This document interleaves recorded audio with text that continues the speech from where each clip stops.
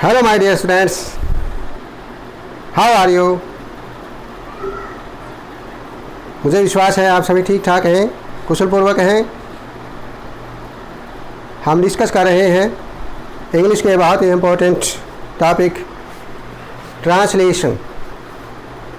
इससे पहले हमने 1 to 15 1 से 15 तक ट्रांसलेशन से रिलेटेड वीडियो लेक्चर तैयार किए हैं, जिनको आप सभी ने बड़े ध्यानपूर्वक वॉच करना है, ध्यान से देखना है, ताकि ट्रांसलेशन से related, Hindi to English translation से रिलेटेड, अनुवाद से रिलेटेड आपको कोई किसी प्रकार की प्रॉब्लम न हो।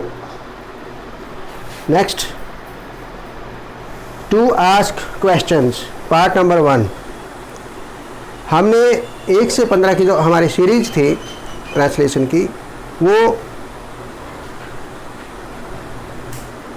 अलग अलग ढंग से, चाहे वो एक एक सेंटेंसेस की बात हो, टेंसेस की बात हो, verb, model, auxiliaries,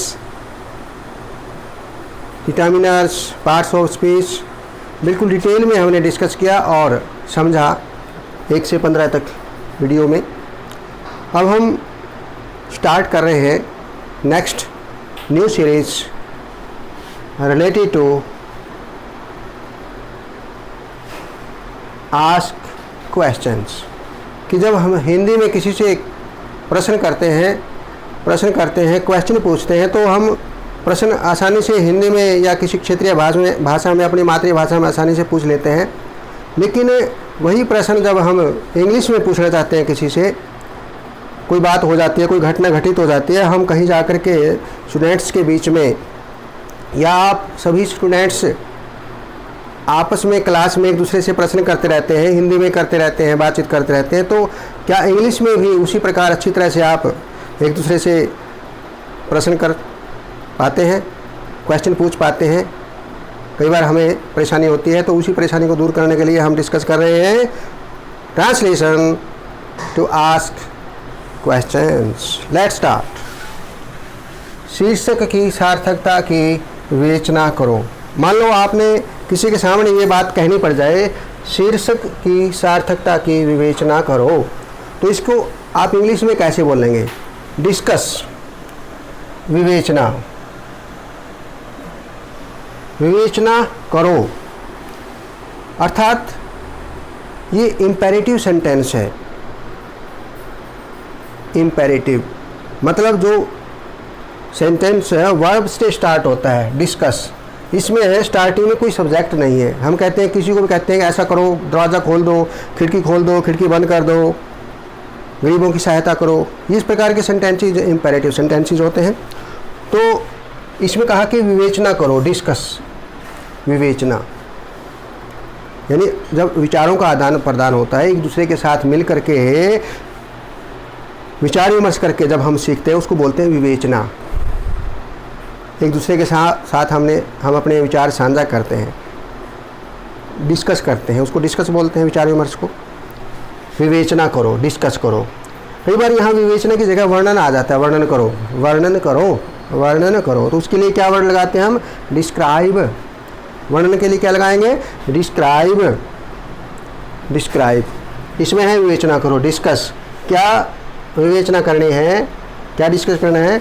relevance, relevance, relevance, relevance, सार्थकता ऑफ द टाइटल।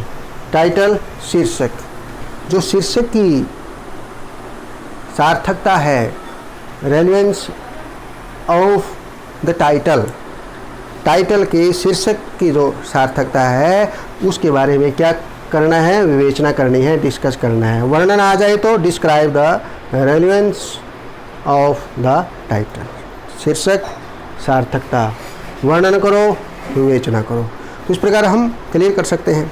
और इसमें हमने पूर्ण विराम लगाया, क्वेश्चन मार्क नहीं लगाया, क्योंकि ये सेंस तो क्वेश्चन की है। करो, ऐसा करो, किसी को हम कह रहे हैं, लेकिन उसको कुछ करने के लिए कह रहे हैं, उसको क्वेश्चन वाली सेंस में होते हुए प्रश्नवाचक चिन्ह हम यहाँ लगाएंगे, यानी उसको कुछ करने के लिए हम कह रहे हैं, यानी एक तरह से अफर्मेटिव सेंस में हम उसको कहते हैं, उस सेंटेंस को अफर्मेटिव सेंटेंस कह सकते हैं। तो ये हमने पूर्ण विराम लगाया, यहाँ पर फुल स्टॉप लगाया। फुल स्टॉप इंग्लिश में पूर्ण विराम को फुल स्टॉप, जिसको पीरियड भी कहते हैं, period, PERIOD, period, full stop को।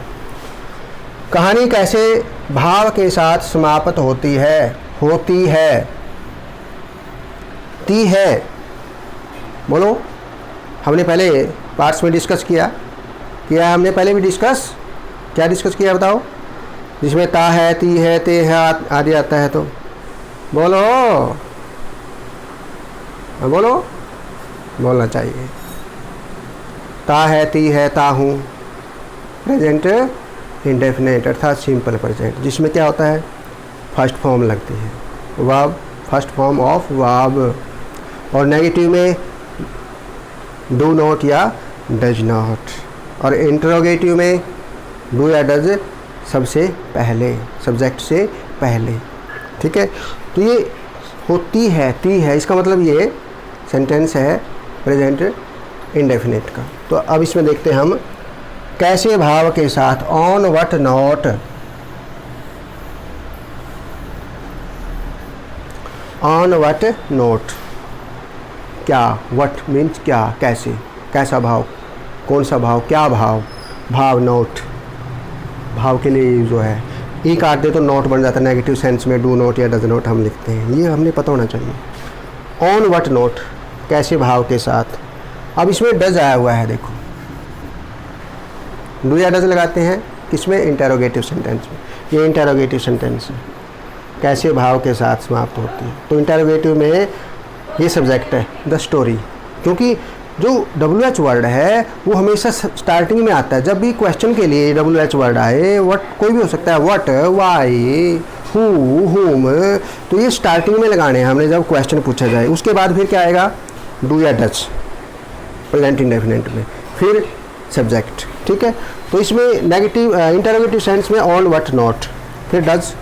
इसमें डू क्यों नहीं आया? क्योंकि ये स्टोरी सिंगुलर है, थर्ड पर्सन है, सिंगुलर, उसके साथ क्या आता है? डज, न कि डू। डू किसके साथ है? आई के साथ, यू के साथ, वी, दे, या प्लूरल सेंस में कोई ऑब्जेक्ट हो, वस्तु हो, प्लूरल सेंस में। अर्थात यहाँ यदि स्टोरीज होता, stories, stories, STORIES, stories plural में होता, तो फिर हम यहाँ डू लगाते, डू द स्टोरीज। तो हम सिंगुलर है, थर्ड पर्सन है, उसके लिए डज, यानी डू के साथ ES लगा दिया, डज द स्टोरी, समाप्त होना, एंड। तो हम प्रश्न, कहानी कैसे भाव के साथ समाप्त होती है, तो इसको प्रश्न पूछेंगे हम इंग्लिश में, कैसे पूछेंगे? On what note does the story end, on what note does the story end, sign of interrogation. वर्णनकर्ता ने अपने चेहरे के बारे में क्या कहा?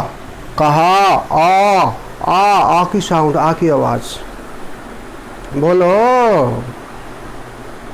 बोलो ना, आ ए ई, आ ए ई की आवाज़ आती है उसमें, था थे की आवाज़ आती है, बीती हुई बात, पुष्ट, भूतकाल, पास्ट, आ एक, पास्ट इंडेफिनिट, सिंपल पास्ट जिसको कहते हैं। इसकी क्या रूल है, क्या कौन कौन सी बातें हम अपनाएंगे इसमें सेंटेंस की फॉर्मेशन के लिए? हम इसमें सेकंड फॉर्म का यूज करते हैं, किसमें? सिंपल पास्ट में। ठीक है, सबको पता है सेकंड फॉर्म लगाएंगे सब्जेक्ट के बाद। और नेगेटिव सेंस में डिड नॉट लगेगा, क्या लगेगा? डिड नॉट, और फर्स्ट फॉर्म। और इंटेरोगेटिव सेंटेंस में सब्जेक्ट से पहले क्या लगेगा?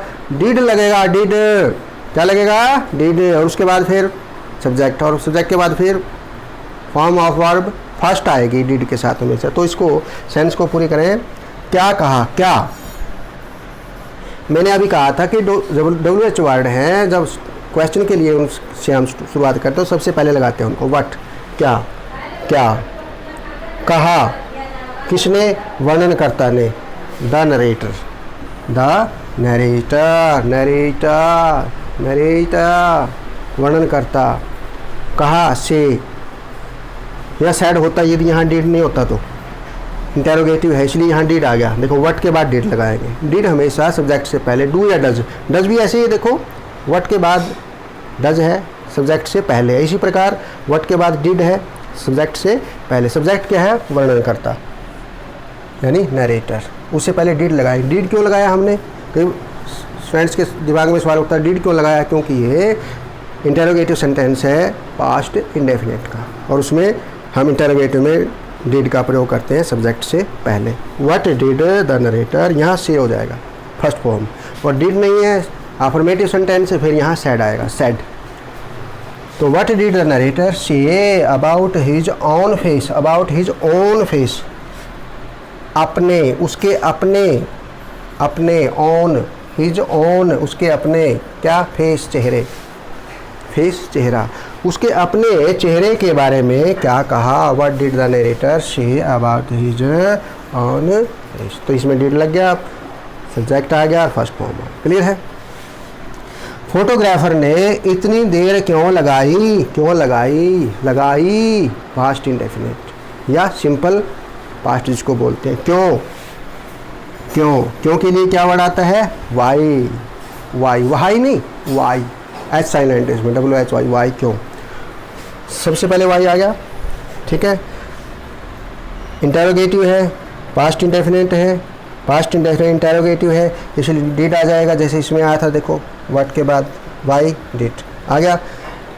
यहाँ भी हमने ऐसे किया, फिर सब्जेक्ट लगाया हमने नरेटर।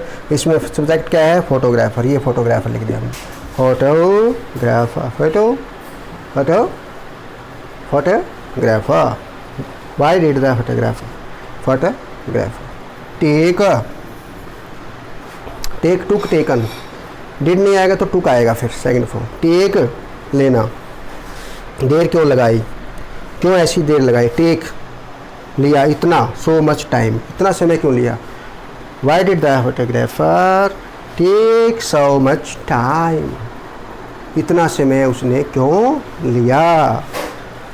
अपने आप को लेखक के स्थान पर रखो। पुट, ये भी imperative sentence, imperative, imperative sentence में या तो आदेशात्मक सेंटेंस होते हैं, या रिक्वेस्टेड वाले होते हैं, या फिर ऑर्डर्ड वाले होते हैं, या एडवाइज्ड वाले सेंटेंस होते हैं। तो इसमें क्या कहता है? अपने आप को लेखक के स्थान पर रखो। पुट योर सेल्फ, अपने आप को, योर सेल्फ, अपने आप को, जैसे हिम सेल्फ होता है, yourself, herself, myself, themselves. तो इस प्रकार हम ये लगाते हैं सेंटेंसेस को, ध्यान से देखना है। अपने आप को, अपने आप को, योर सेल्फ, पुट, रखो, कहाँ पर? लेखक के स्थान पर, in the place of the narrator. लेखक, नरेटर, वर्णन करता, जिसने वर्णन किया यानी जिसने वो बात लिखी है, ऑफ द नरेटर। या ऑथर भी हम लिख के लिए लिख सकते हैं, ऑथर, AUTHOR, ऑथर। आप फोटो पर कैसी प्रतिक्रिया करते? आप फोटो पर कैसी प्रतिक्रिया करते? हम किसी की इच्छा जान रहे हैं यहाँ पर। आप फोटो पर कैसी प्रतिक्रिया करते? किससे हम पूछते नहीं है, चाय लोगे? चाय ले लेते। हम पूछते हैं किसी की रिस्पेक्ट करते हुए, इच्छा जानने की कोशिश करते हैं। Would you have a cup of T, would you have a cup of T, ठीक है ना। तो वुड लगाते हैं वहाँ पर, इच्छा जानने के लिए, इच्छा प्रकट करने के लिए, या किसी की बात को कि आप ऐसा करते, हालांकि उसने किया नहीं। ये तो ये कहता है यदि आप लेखक के स्थान पर अपने आप को रखते तो आप क्या करते? कुछ किया तो नहीं है उसने, लेकिन हम उससे पूछ तो रहे हैं नहीं, भैया आप क्या करते फिर। तो उसके लिए हम ऐसी सेंस में क्या लगाते हैं? वुड। आप फोटो पर कैसी प्रतिक्रिया, हाउ, कैसे, हाउ, कैसे, हाउ, कैसे। Would you have reacted, would के साथ हैव आएगा, वुड यू हैव, ये देखो वुड और हैव के बीच में सब्जेक्ट आएगा, तुम कैसी प्रतिक्रिया करते। वुड यू, वुड हैव नहीं, बल्कि पहले WH वर्ड आएगा, क्वेश्चन वर्ड, फिर helping verb, model word, model के रूप में यूज़ होता है ये वुड। फिर वुड लगाएंगे हम, उसके बाद सब्जेक्ट, और उसके साथ जो हैव लगता है सब्जेक्ट के बाद, और उसके बाद फिर third form reacted. Act first होती है, एक्टेड सेकंड होती है, रिएक्टेड प्रतिक्रिया व्यक्त करना।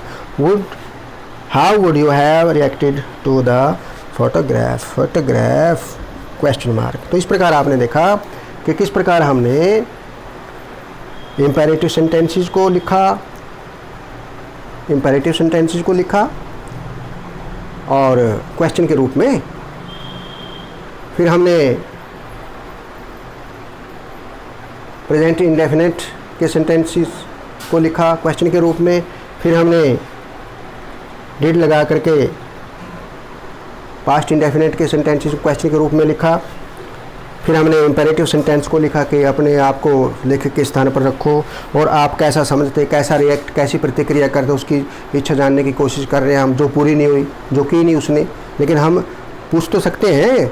जैसे हम कई बार कहते हैं कि यदि आप परीक्षा देते तो कैसा फील करते, परीक्षा दे ही नहीं उसने, हम, वो कहते हैं मैं परीक्षा दे सकता था। फिर हम उससे पूछते हैं कि आप परीक्षा देते तो कैसा फील करते। तो इस प्रकार के जो सेंस होती है सेंटेंस को, उसमें हम वुड का प्रयोग करते हैं। Would, how would you have reacted to the photograph. तो इस प्रकार आपने वो जो ट्रांसलेशन की सीरीज थी 1 to 15 वो अलग है, और ये टू आस्क क्वेश्चन, क्वेश्चंस के रूप में जो सेंटेंसेज हैं उनसे रिलेटेड ये सीरीज ट्रांसलेशन की ये अलग से स्टार्ट हो रही है। इसमें हम पार्ट 1 को ले रहे हैं आज, ये अलग से है। हालांकि जुड़ी हुई है आपस में एक दूसरे से सभी पार्ट्स, चाहे वो ट्रांसलेशन के दूसरे पार्ट्स हैं, चाहे ये पार्ट 1 है, एक दूसरे से जुड़े हुए ज़रूर मिलेंगे। क्यों? क्योंकि सभी में हम डिस्कस करते रहते हैं, सभी पार्ट्स में क्या टेंसेस का जिक्र करेंगे, वर्णन करेंगे, verb, parts of speech, noun, pronoun, determiners, model, auxiliaries. तो इस प्रकार ग्रामर से रिलेटेड या स्पोकन इंग्लिश से रिलेटेड है, जब बोलचाल की भाषा में जैसे हम कहते हैं कि रीडिंग हो, राइटिंग हो, लिसनिंग हो, स्पीकिंग हो, तो इस प्रकार की एबिलिटी हमारे अंदर तभी आएगी जब हम इंटरेस्ट के साथ आगे बढ़ते रहेंगे, जोश के साथ, खुशी के साथ, आनंद के साथ आगे बढ़ते रहिए, इस प्रकार सीखते रहिए। फिर कहता हूँ practice makes a man perfect. Okay, thank you, धन्यवाद, गुड बाय।